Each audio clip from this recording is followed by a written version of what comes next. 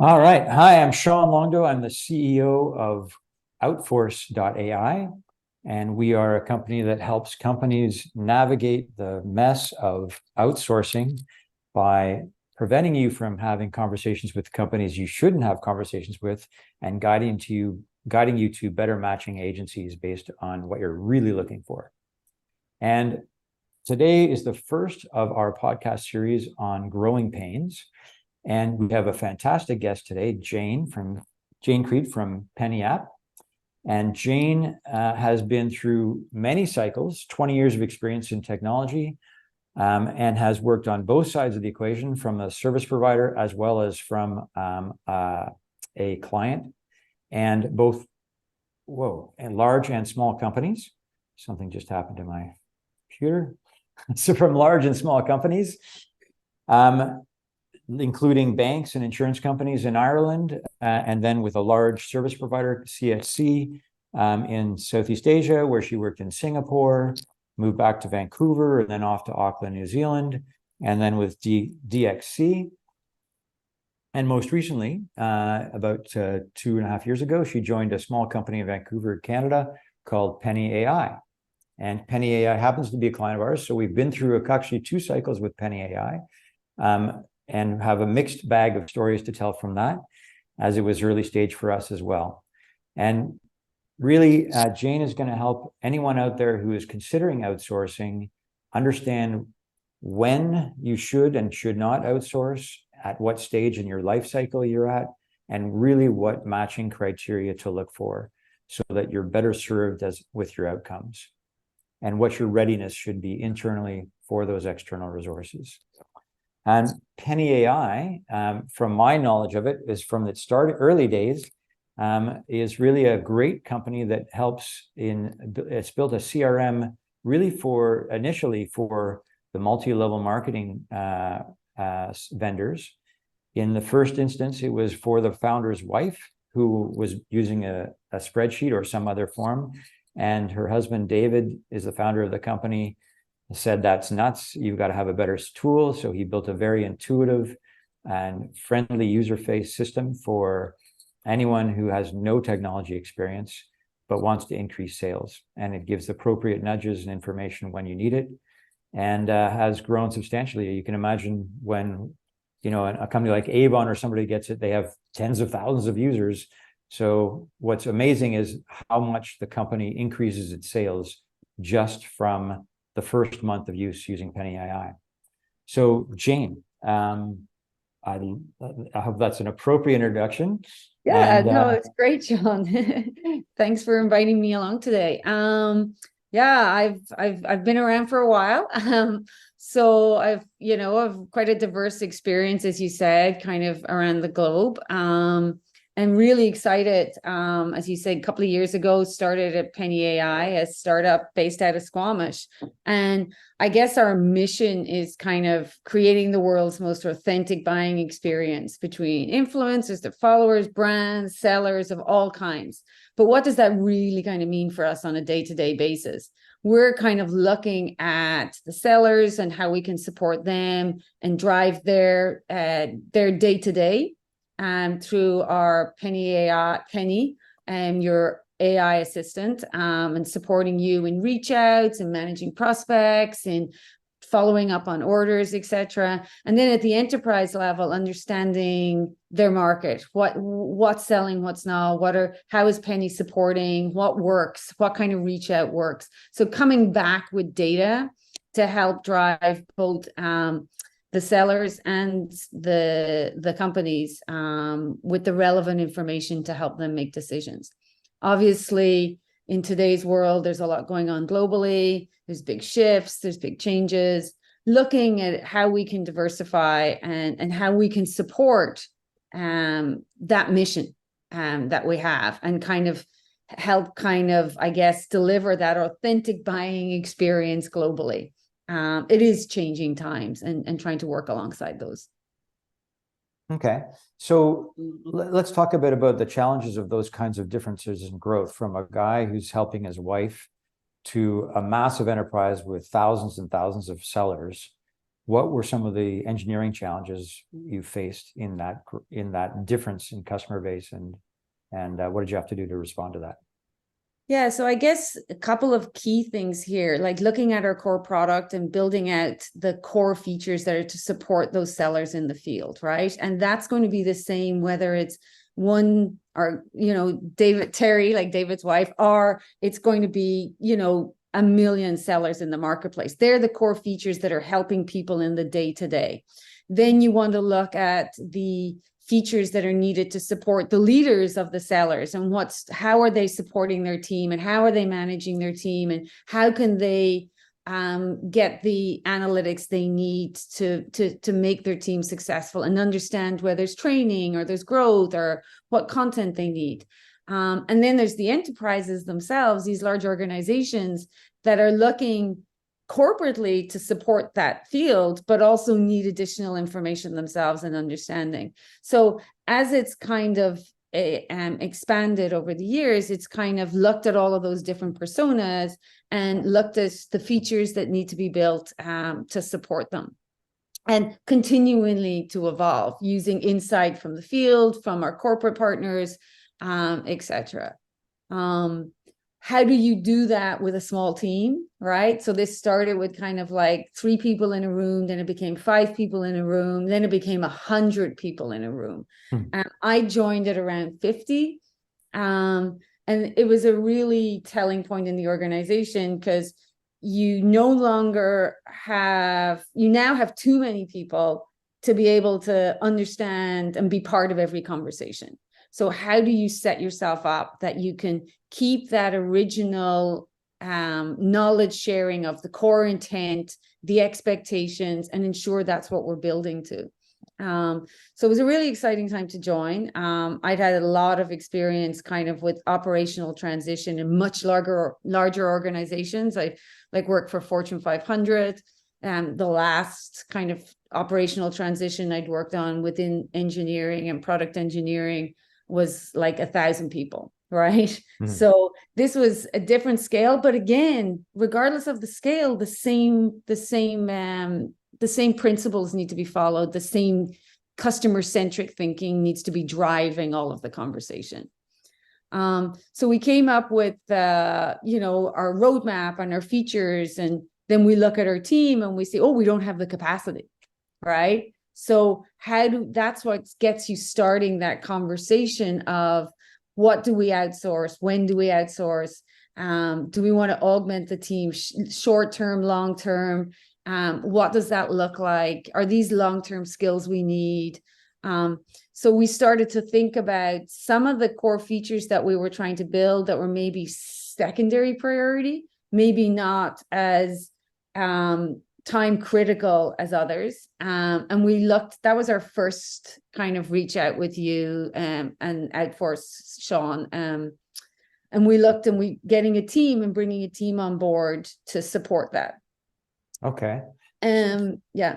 I want to take a step back to that. So you grew organically. I mean, and I've been through these cycles myself, where you rely on your engineering team to hire more engineers through their network, and then maybe you hire a few recruiters, but you definitely want your team in the house.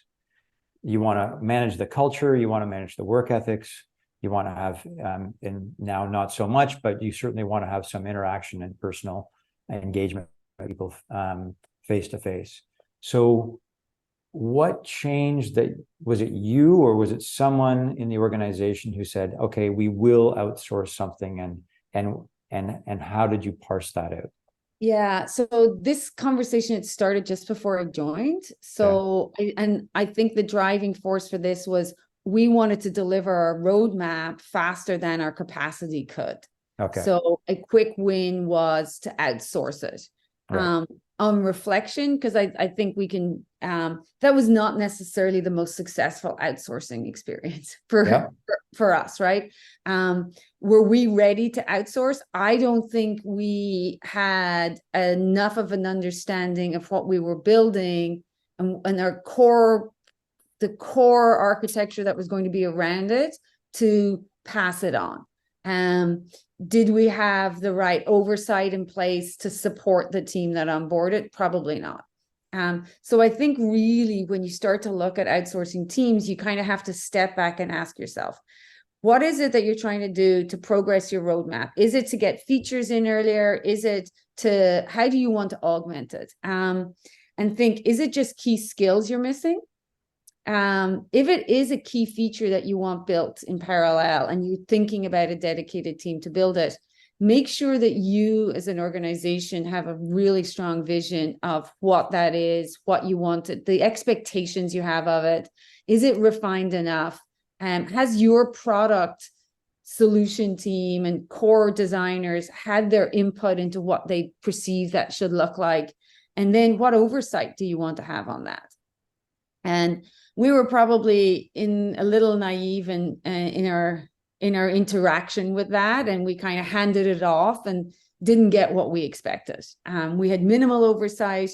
Another possible kind of in reflecting on this before the conversation here today, I think we had one point of contact into the team.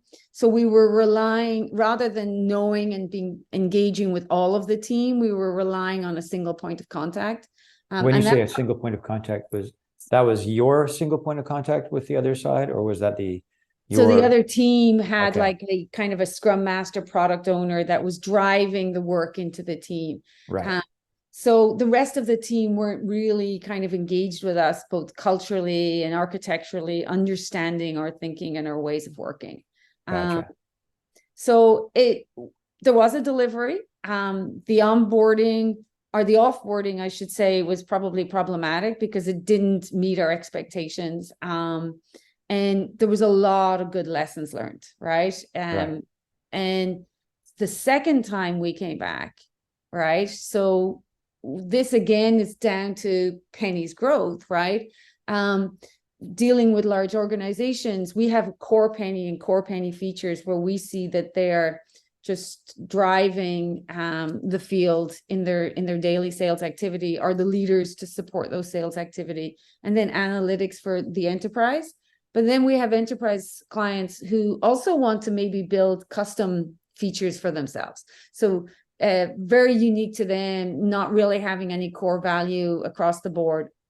And we were starting to get these asks, and that was taking capacity out of our core team and not allowing us to have a quick enough turnaround on the feedback that we were getting from our users, because we were consuming our capacity to build custom features. And that's when we reconsidered coming back to an outsourcing model. Really clear long-term goal in mind that an outsourced team would be dedicated, would have back-end, front-end skills, product ownership, and Scrum Master, so manage themselves. That was our long-term goal, but we looked and stepped into how we were going to get there. So when we reached out the second time, really positive experience with you, I think, Sean. And let's start with, how did we pick a team to outsource with, right? Right. I think, first of all, we knew what we wanted long term. And the interview process you set up with organizations, right? We met with on calls with their management and the teams, and allowed a really open, transparent process that allowed us to find our culture fit. So that was really important, because I think for us, finding a culture fit was important. And then we were able to meet with the engineers. We were able to talk with the engineers, see their skill set, understand that was a good skills match for us. Right. How was that little pitch in here? Yeah. For Outforce?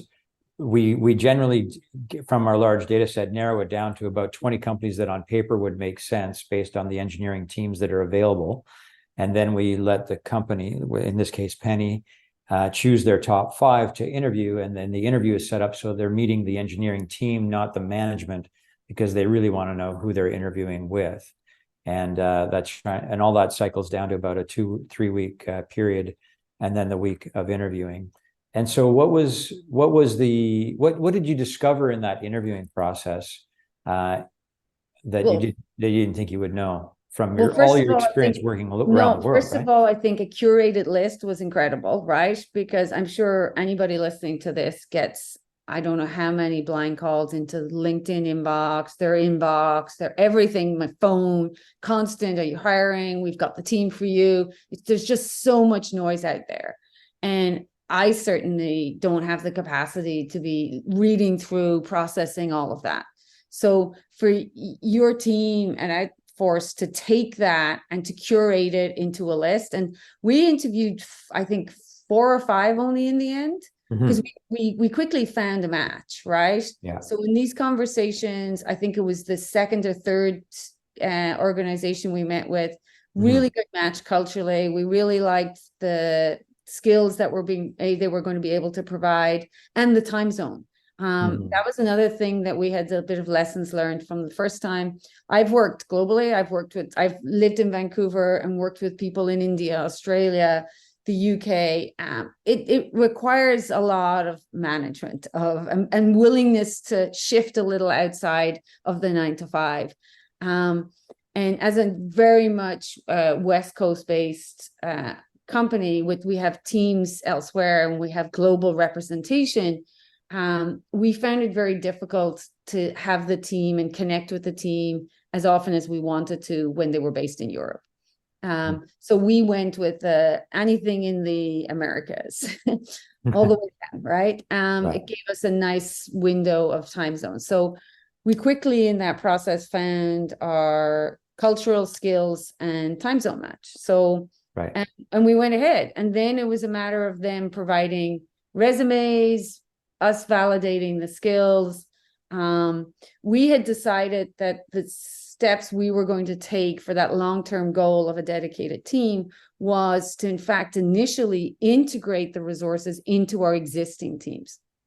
This and that was different from your first one. So your first one, you described it as they were throw it over the fence, get this stuff done, and hopefully it turns out well. Exactly. This time you're actually taking almost like a staff augmentation model, where you're plugging them into existing pods. We wanted a long-term relationship. This wasn't just bring in some quick skills. So that long-term relationship meant we want people to have an understanding of our core architecture, our core needs, our business, like who were the personas that we were actually, building for. And that set that team up. They're now dedicated. They're now independent. They do all the the non-core work, all the custom work. They have their own product owner, scrum master, back-end, front-end engineers, QA, because taking that 3 to 6 month period and working on some big projects together, they got a really good understanding. And they are now the experts in some of those custom areas. But all of the solutioning that's done for that custom code doesn't lose sight of our core. Everything goes through our core solutions team. So looking at it from a product perspective, how would we want to meet this need, even though it's custom, with our core in mind? Maybe there's an opportunity here to build a new core feature and then configure it for this custom need. Or architect it in a way that allows it to be reused as functionality for another core feature, even though it is custom. So we keep a very clear ownership on that to ensure reusability. I worked in insurance software for years, and some really great products that were out, in the, I'm not going to say now, but like decades ago. And what I found was that we would have this great product and we would implement it, and we were implementing globally. And then there's the customization that's happening. A really good example of that would be when I was was based out in Southeast Asia. Like whether it was in Taiwan or Indonesia or Malaysia, Singapore, they all have different governing regulations, right? But the core insurance transaction is the same. The core value stream is the same, but they might have, international ownership that might have its own needs, right? Right. Instead of taking the core and leaving it and building and augmenting on, what a lot was happening is that customizations were happening. And then you were reducing your ability to take and to avail of new core features. So for me, keeping Sorry, you mean it slowed the services down, or it prevented them from, like, say, as a product organization, we were building new functionality. If you had deviated so far from the core, you could no longer take advantage of that new functionality. Okay, So as a gotcha. SaaS provider, it's very important to us that everything is compatible, that we build forward, right? That our SaaS Right. solution has a core that gets built on, is backward compatible. If we allow you to build custom, that we ensure that we don't break your ability to consume core, right? Right. Okay. So that really is a driving part of it. So outsourcing a piece of work without them having that understanding could lead you to building blocks of code Right. that would kind of break that model. Gotcha. So that worked really well. The team were very successful. They're up and running. They're doing great. We have a excellent relationship with management as well as at the team level. And I think that's really important. And I think that's something that Outforce brings. So we meet, twice a month, management at Outforce, management at the organization, and myself and our team. And we chat about what's working and what's not. And everybody's teams are talking to their management. And this is an opportunity for us to be really transparent, right? Because the team member might not be quite willing to say, that product owner is not really communicating well, or I'm not really getting the clarity I need, or I actually am missing a skill to deliver the ask. And we're very transparent about our concerns. The management on your side is really good at sharing back as well. And we've resolved issues. We've had people who didn't have the skills to do the job. They don't stay very long, right? Because it's a small company, it's a small organization. We can't hide people who can't do the job, right? And that's a big advantage of being outsourced, right? Is that you have that opportunity to quickly resolve where the skills aren't performing as expected. Right, exactly right. So you start off with, say, a pot of 7 or 5 to 7, and then one might have been technically very good, but in the interview process, they kind of hid behind the rest of the team, and it becomes clear in the stand-ups that that person's not the right kind of communicator, maybe doesn't take criticism of the code very well, or anything like that. And you need to replace the one, but you don't want to change the whole team, right? No, absolutely not. It would always be on individual basis. And I think we've had great opportunities for growth, right? So it's not, if one thing goes wrong, you're done, right? It's what went wrong? How do we fix it? So working with the outsourced team, like they're one of our own, and looking to inspect and adapt and evolve through the process. Now let's go back to what didn't work, because in the first go around, it was early in our model as well. But we had the company that you had selected, actually we had seen used before by other clients and had great success. What happened, as you described, maybe there wasn't good enough communications and you weren't set up for success internally in order to bring an external team in, and there were higher expectations of that external team, which I also had, based on our previous experience. But as you say, it depends on how you work together. The offboarding, in my opinion, was not a good experience for anybody. And so the lesson that I got out of that was having a very clear, just as you do on onboarding an employee, you have a very clear sequence and motions in place.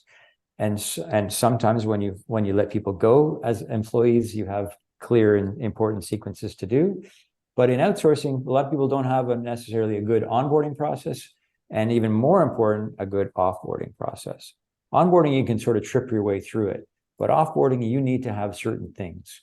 What would you suggest to anyone about offboarding, and what you might be looking out for in that offboarding process?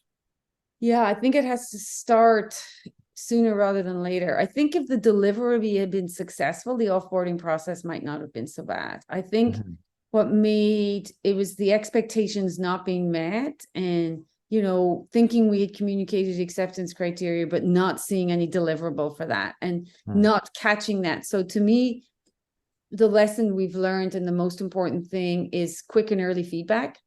So if you've set somebody something to do, we're working in sprints. So everybody presents at the sprint demo. So it doesn't matter if it's an outsourced team or an integrated member of our existing teams. When they first onboard it, they're presenting and sharing. So we can see very early on and go, that's not what we wanted. That's the product team can see that wasn't their expectations weren't being met. And I think that I would recommend that anybody, whether you're looking at a team, looking at bringing that quick feedback is really, really important, because I think it's process that fails us, never usually individuals, right? And trying to figure out then, very few programmers out there write bad code, is what I always say. Like, is that there's very few people writing bad code, right? I would disagree. I've seen that too. Well, very few people who work for me are writing bad code. Exactly.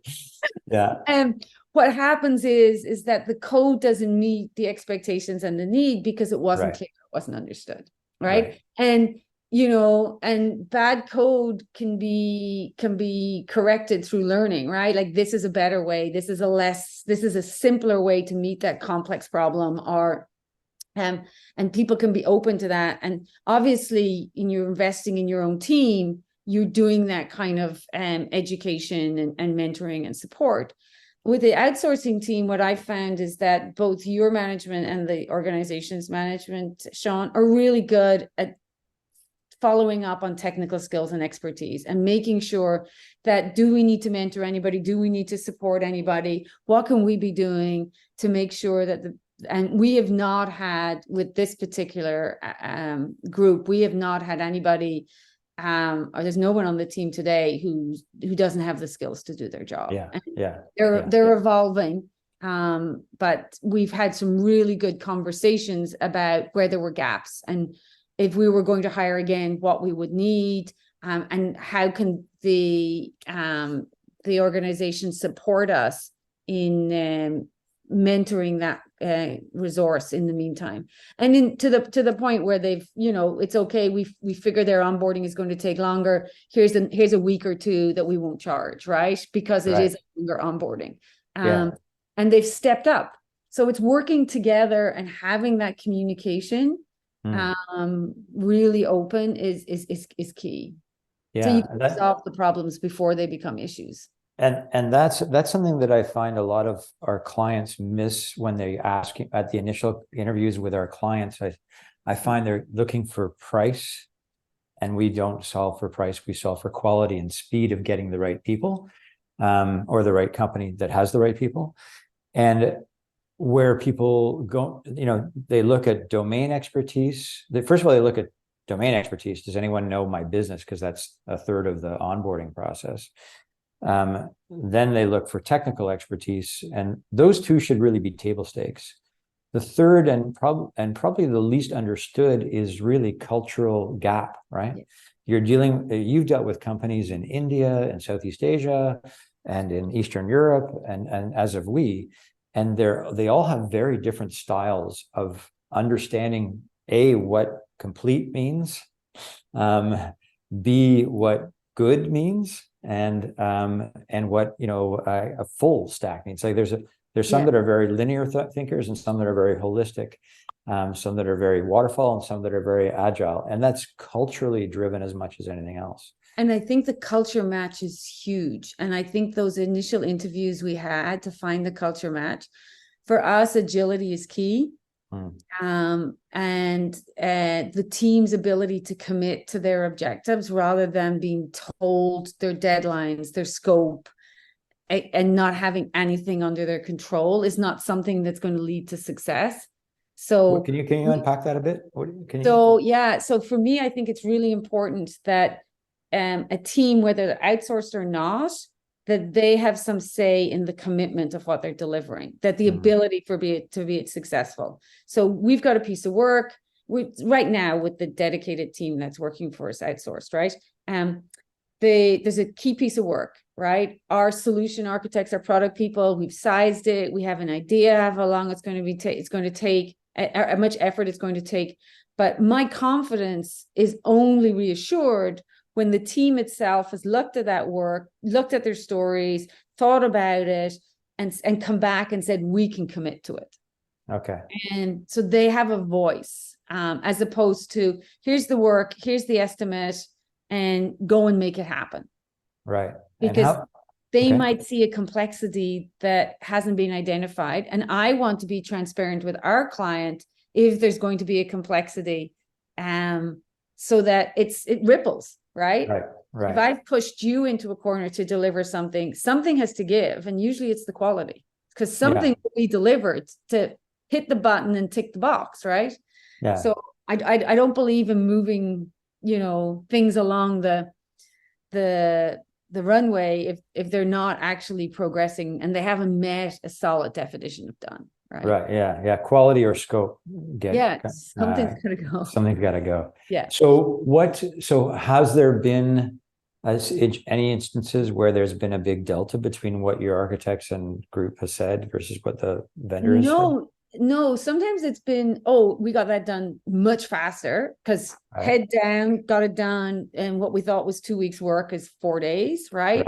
And then there's been delved in. This is actually really complex because we didn't realize that the code underneath it all is actually complex. So I'm going to have to do a little bit of onboarding here to understand it. So what we thought might be 2 days is in fact 5. So it's, but never, the plus or minus 20% is what I would expect throughout, right? Right. And now at that level, you're really talking about the sprints and the pulls, right? Yeah. What about on a larger scale, the actual build out of a product and understanding that? We had a big project we did with outsourced teams, and it was very tight, very committed deadline. The deadline couldn't shift. Key date, no one wasn't going to move. This day in July, it was going to happen.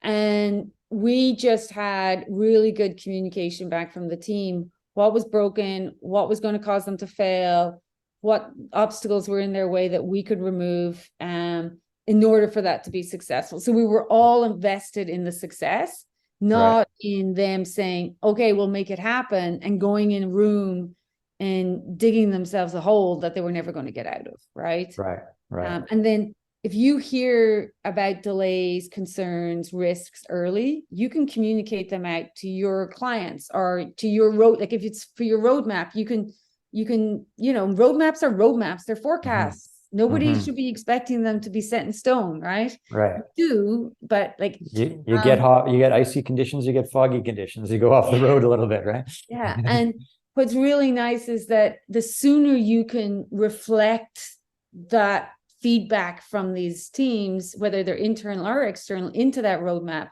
the better and easier the messaging is, right? Right. The last thing you want is a yes team. Yes. I've worked with lots of yes teams. And that's a cultural shift, right? Yeah. And just people feeling comfortable that they can say no, and that there's a space to take risk so they can build a smarter solution, not the easy solution. That's key. And I think within your organization, you have to have that healthy setup if you want others to work like that.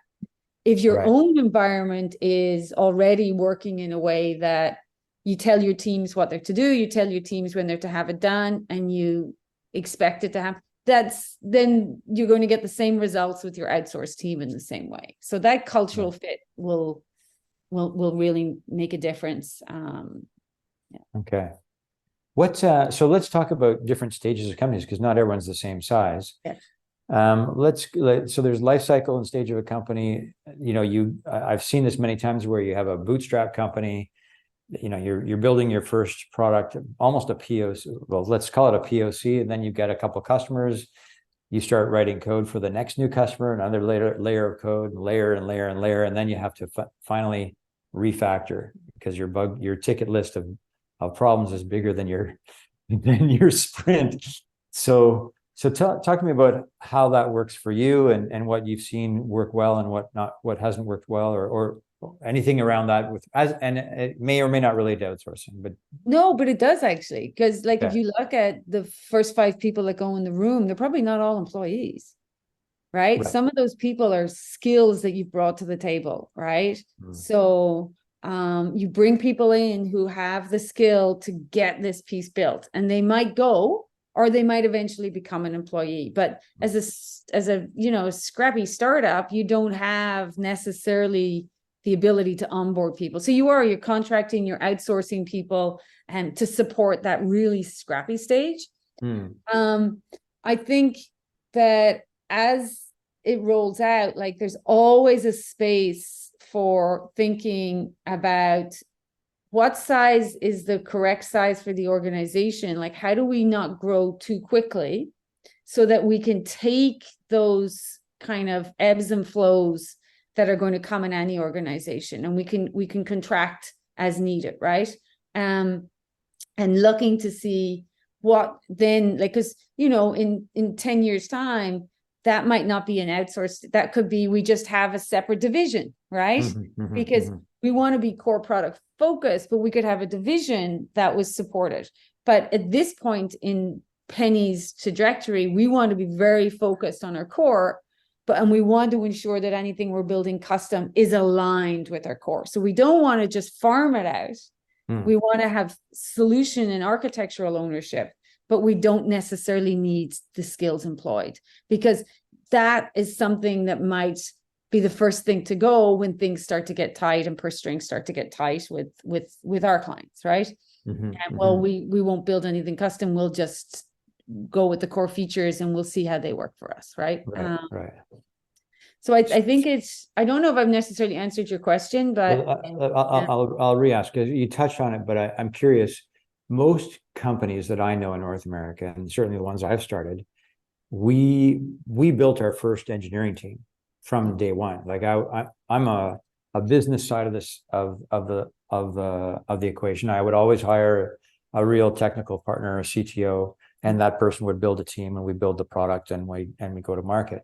I'm seeing a lot more of company, second time CEOs saying, don't know if I need to give up that much equity to my founding CTO, because that might get replaced as I find out that it's a good friend and doesn't have the right skills for the growth. So I'll outsource a POC and then build the team once I get product market fit. Are you seeing? I mean, what do you see?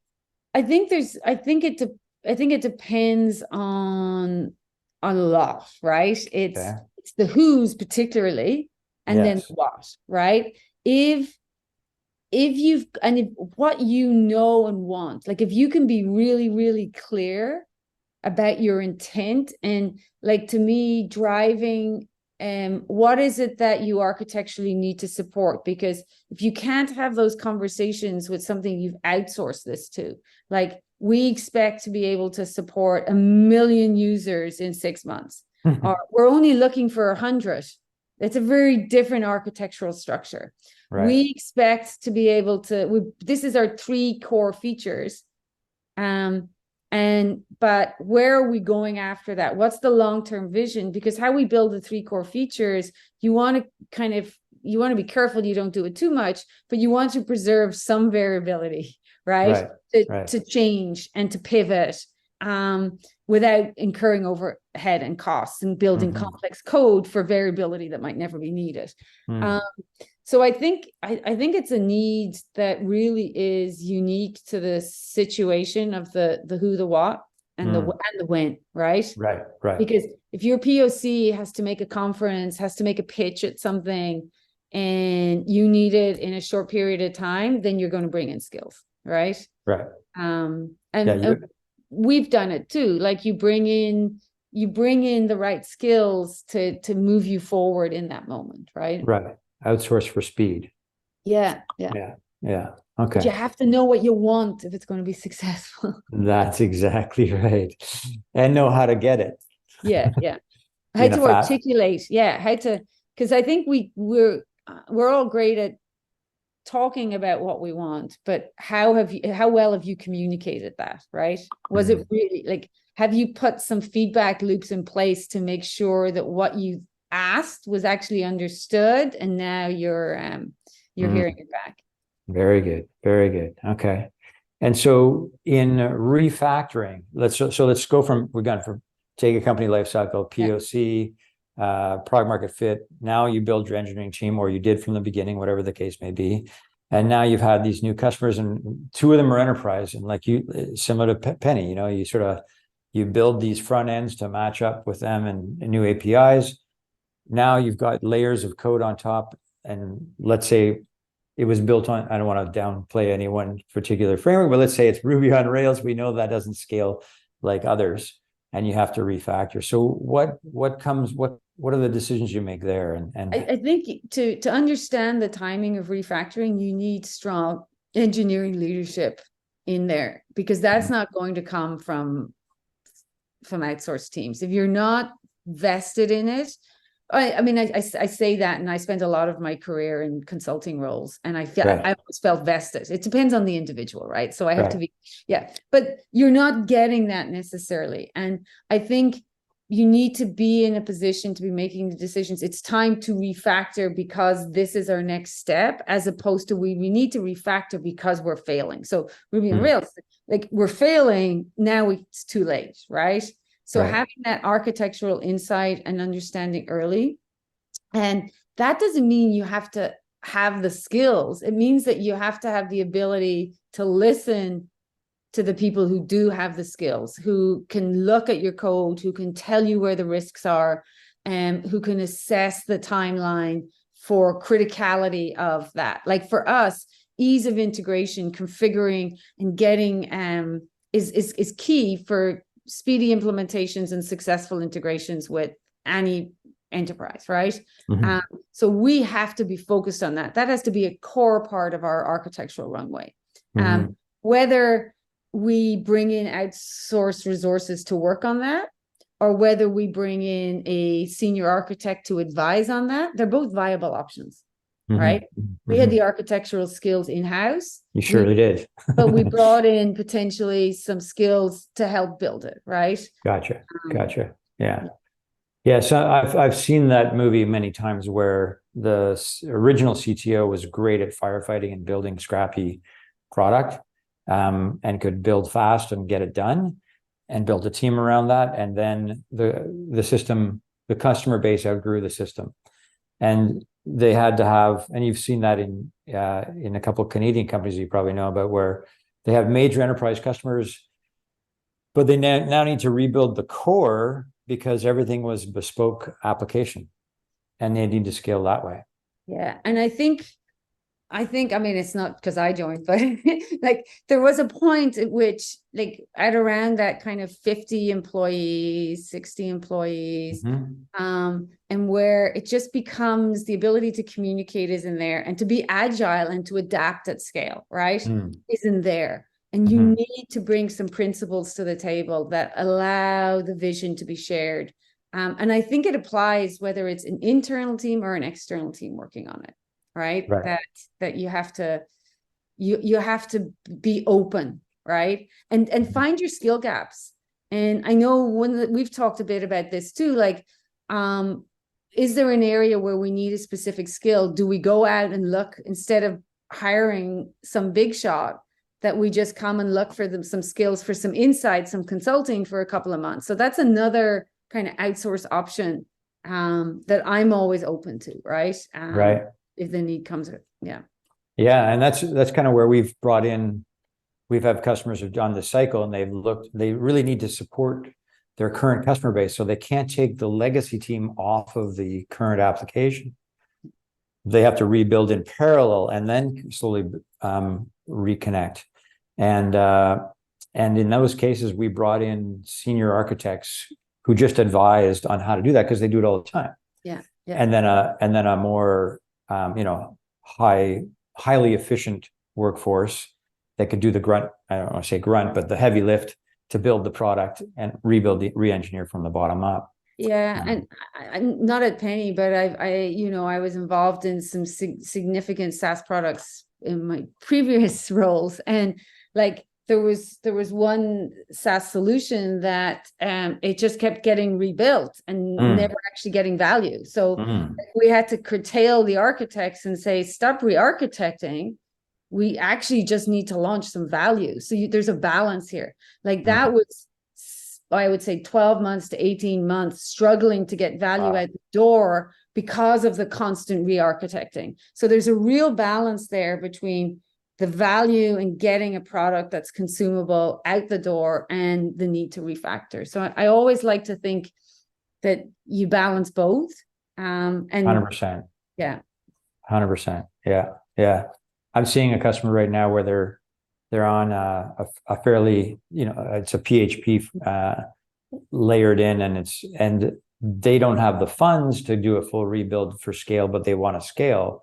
So it's more important, I think, just to get what they have built for a few extra customers until they get funding to get to the scalability, and then have that as program roadmap technical change in the future, and do it with whatever resources they want. But I totally and that's agree where you can choose where your skill gaps are, right?